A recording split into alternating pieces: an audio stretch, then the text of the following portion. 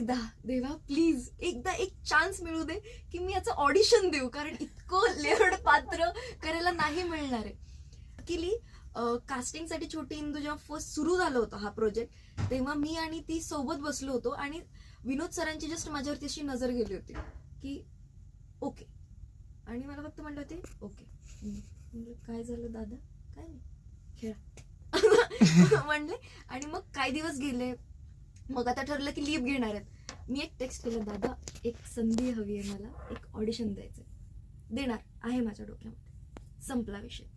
मग त्यानंतर कंटिन्यू मला ओपन ऑडिशन्सचं मी पोस्ट पाहिली की ओ गॉड ओपन ऑडिशन्स आहेत आता. आणि त्या ऑडिशन्समध्ये 800 मुली होत्या, कदाचित 800 ते 700 मुलींनी इंदूसाठी ऑडिशन दिलं होतं. आणि मला झालं की कांची हारायचं नाही, आपला बाज आहे, आपल्याला फोक येतं, आपण फोक अभ्यास केलेला आहे, लोककलेचा अभ्यास केलेला आहे, ते कुठेतरी देव आहे, तो बघणार आणि तुला संधी मिळणार. आणि फायनली विनोद सरांनी कॉल केला की कांची मुंबईला येऊ शकतेस का ऑडिशन घ्यायचं. म्हटलं कधी, एका पायावर सगळं सोडून येते मी सगळं सोडून पळाली. आणि मग केल्यानंतर मला एक स्क्रिप्ट नाही ऍक्च्युली एक सिच्युएशन दिली की हे आहे, एक व्हिडिओ पाठव. मी तो व्हिडिओ पाठवला. बरं मी पुण्याला येतोय ह्या तारखेला, समोरासमोर भेट. म्हटलं ओके.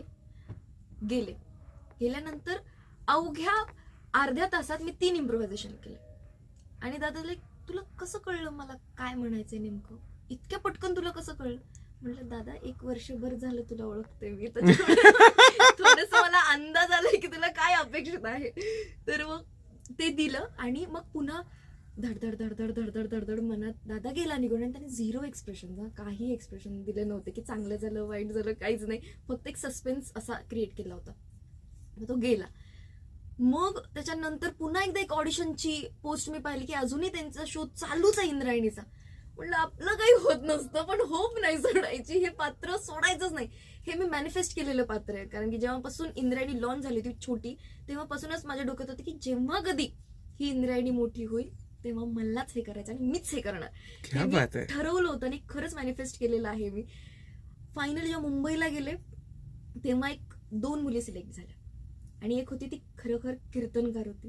म्हटलं डॅम, ही कीर्तनकार आहे आणि मला कीर्तनाचा बाज नाही आहे, माझा दुसऱ्या आर्ट फॉर्मचा बाज आहे. तर म्हटलं काय करावं.